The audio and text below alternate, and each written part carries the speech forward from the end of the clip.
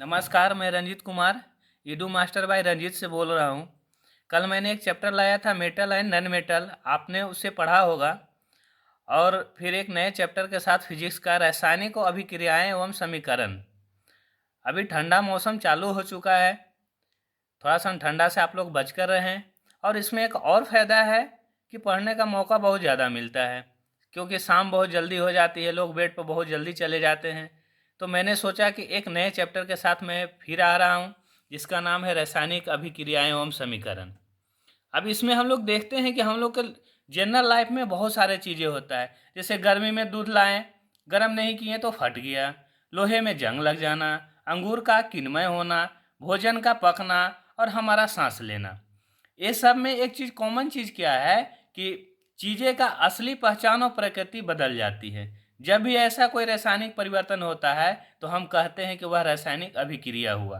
क्या है कि उसका पूरा का पूरा प्रॉपर्टी रासायनिक के बाद चेंज हो जाता है। जब कोई रासायनिक परिवर्तन होता है तो हम कह सकते हैं कि रासायनिक अभिक्रियाएं हुई है। रासायनिक परिवर्तन हुआ है तो उसे हम लोग क्या बोलें कि रासायनिक अभिक्रियाएं हो चुकी हैं।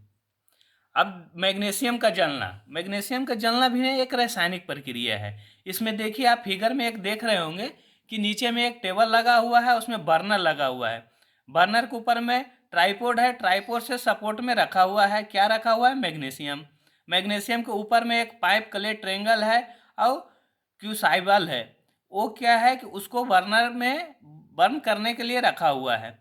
हमने क्या किया, उसके साथ एक मैग्नीशियम रिबन लिया, उसे बर्नर के आग पर जलाया। हमने जब बर्नर के आग पर जलाया तो क्या देखा कि चमकदार सफ़ेद लौ, ब्राइट वाइट फ्लेम उसमें से निकल रहा है।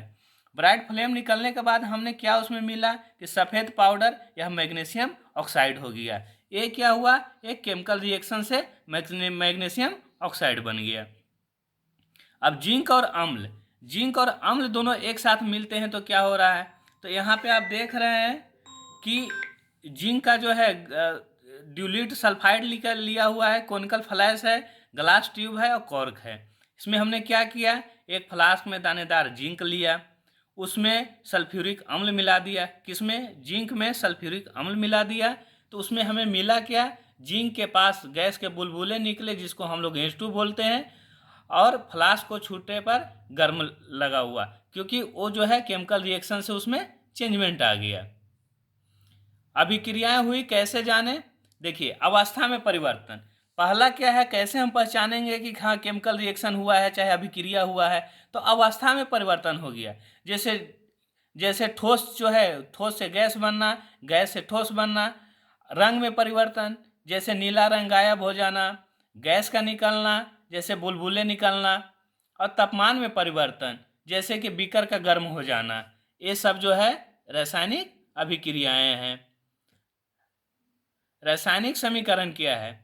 रासायनिक समीकरण क्या है, क्या मैग्नीशियम प्लस ऑक्साइड, दो एलिमेंट जो है जिसको हम लोग तत्व बोलते हैं, आपस में मिल के एक नया एलिमेंट बनाते हैं, उसको हम लोग रासायनिक समीकरण बोलते हैं। जैसे मैग्नीशियम ऑक्सीजन के साथ मिला तो मैग्नीशियम ऑक्साइड हो गया। रासायनिक अभिक्रिया क्या है कि यह छोटा और स्मार्ट तरीका है। क्या है कि इसको जो ऐसे एलिमेंट को जो है हम लोग शॉर्टकट में लिखते हैं। जैसे मैग्नीशियम को क्या लिखते हैं? Mg। ऑक्सीजन के क्या लिखते हैं? O2।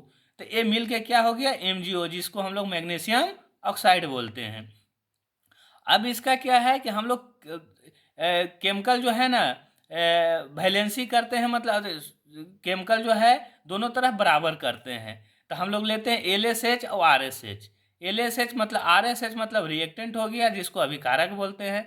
और दाईं ओर मतलब कि RSH जो है उत्पाद हो गया, मतलब उत्पाद बराबर अभिकारक हो गया, मतलब कि केमिकल रिएक्शन रासायनिक समीकरण बराबर है।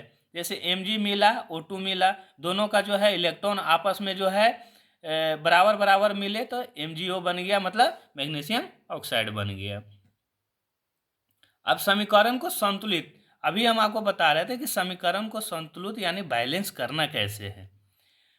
तो इसमें क्या है कि द्रव्यमान संरक्षण के नियम के लिए जितना सामान डाला उतना ही मिलेगा।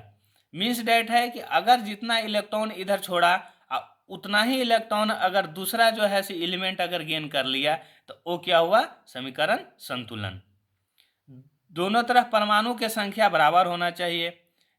जैसे इलेक्ट्रॉनिक नंबर होता है वो जो है दोनों तरफ जो है बराबर होना चाहिए। अगर इधर 8 है तो उधर 8 है, मतलब कि नॉन रिएक्टिव एलिमेंट बन जाएगा। अगर मान लिया कि संख्या में अगर डिफर आया, किसी में कम हुआ ज़्यादा हुआ तो असंतुलित हो गया, और दोनों अगर बराबर मिल लिए तो वो संतुलित हो गया।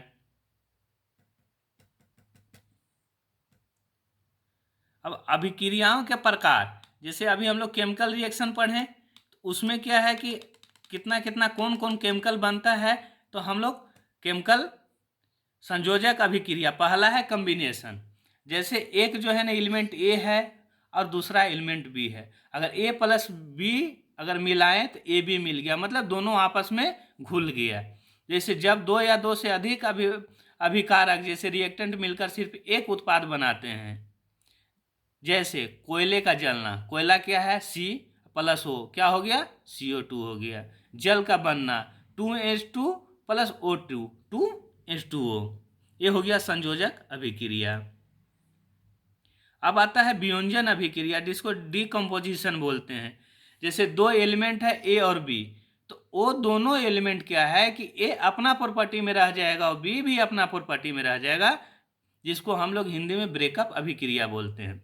जब एक अभिकारक टूटकर छोटे छोटे उत्पाद में बन जाता है तो इसको हम लोग क्या बोलते हैं, यह तोड़ने के लिए तीन चीज़ों की जरूरत होती है। वियोजन अभिक्रिया में क्या है कि तोड़ने के लिए हमको तीन मुख्य चीज चाहिए। पहला ऊष्मा, जिसको हम लोग हीट बोलते हैं, जैसे फेरस सल्फेट को गर्म करना, बगल में आप जो ड्राइंग देख रहे हैं। प्रकाश, जैसे सिल्वर फ्लोराइड पर धूप पड़ना। और तीसरा विद्युत, जैसे पानी में करंट देना। विस्थापन अभिक्रिया, तीसरा नंबर पर क्या आता है, विस्थापन अभिक्रिया। विस्थापन अभिक्रिया क्या है कि ए और बी और सी, ए अलग है और बी सी एक साथ है, तो इसमें क्या होगा कि ए सी के साथ रिएक्शन करेगा और बी अलग होगा, जिससे हम लोग ताकतवर की जीत बोलते हैं। एक ज़्यादा ताकतवर तत्व कम ताकतवर तत्व को उसकी जगह से हटा देता है। मतलब है कि आपके गांव में कोई अगर बलशाली आदमी है तो किसी के यहाँ जमीन हड़पने गया है तो वो क्या किया कि उसको मार पीट के कमजोर आदमी को हटा दिया, तो उसी को हम लोग बोलते हैं विस्थापन अभिक्रिया। मतलब वहाँ से उसको हटा दिया, खुद वहाँ पे कब्जा कर लिया। जैसे Fe ferrous plus CuSO4, FeSO4 plus Cu, मतलब ताकतवर लोहे, मतलब Fe मतलब लोहा होता है ने कमजोर कॉपर को भगा दिया, ने कॉपर बाहर हो गया, और जो है सल्फ्यूरिक ऑक्साइड के साथ जो है फेरस जो है अपना केमिकल रिएक्शन बना लिया। अब आता है चौथा द्विस्थापन अभिक्रिया, जिसको हम लोग डबल डिस्प्लेसमेंट बोलते हैं। जैसे यहाँ पे चार है ABCD, AB और प्लस CD, तो ए क्या होगा डी के साथ रिएक्शन करेगा और सी क्या है बी के साथ रिएक्शन करेगा, जिसको हम लोग पार्टनर एक्सचेंज करते हैं, जिसको हम लोग पार्टनर एक्सचेंज भी बोलते हैं। इस अभिक्रिया में दो यौगिकों के बीच आयनों की अदला बदली होती है, मतलब कि आयन जो है आपस में अदला बदली करते हैं। इसमें अक्सर अवक्षेप बनता है, एक ऐसी ठोस चीज जो पानी में घुलता नहीं है। उदाहरण के लिए बता रहे हैं, lead nitrate plus potassium iodide, जो लेड आयोडाइड यानी पीला अपशेष बोलते हैं। पांचवा है उपचयन और अपचयन, ऑक्सीडेशन और रिडक्शन। ये जो है सबसे इंपॉर्टेंट लाइन है, अपचयन और ऑक्सीडेशन। अपचयन क्या होता है, ऑक्सीजन का जुड़ना या हाइड्रोजन का हटना। अगर किसी भी एलिमेंट के साथ ऑक्सीजन जुड़ रहा है या उस एलिमेंट के साथ ऑक्सीजन हट रहा है तो वो उपचयन हुआ, जिसको ऑक्सीडेशन बोलते हैं। और एक होता है अपचयन रिडक्शन, ऑक्सीजन का हटना या हाइड्रोजन का जुड़ना। ऑक्सीजन यहाँ हट रहा है और हाइड्रोजन जुड़ रहा है, वहाँ क्या था ऑक्सीजन जुड़ रहा था, हाइड्रोजन हट रहा था, किसमें ऑक्सीडेशन में। और उपचयन में ऑक्सीजन हट रहा है और हाइड्रोजन जुड़ रहा है। तीसरा है जब ये दोनों अभिक्रियाएं एक साथ होती है, ऑक्सीडेशन और रिडक्शन, उसको हम लोग बोलते हैं। दैनिक जीवन में उपचयन के प्रभाव ऑक्सीडेशन का, जैसे कोरोजन लगना, जब कोई धातु अपने आसपास नमी या अम्ल के संपर्क में आती है तो खराब होने लगती है, जैसे लोहे पर जंग लगना।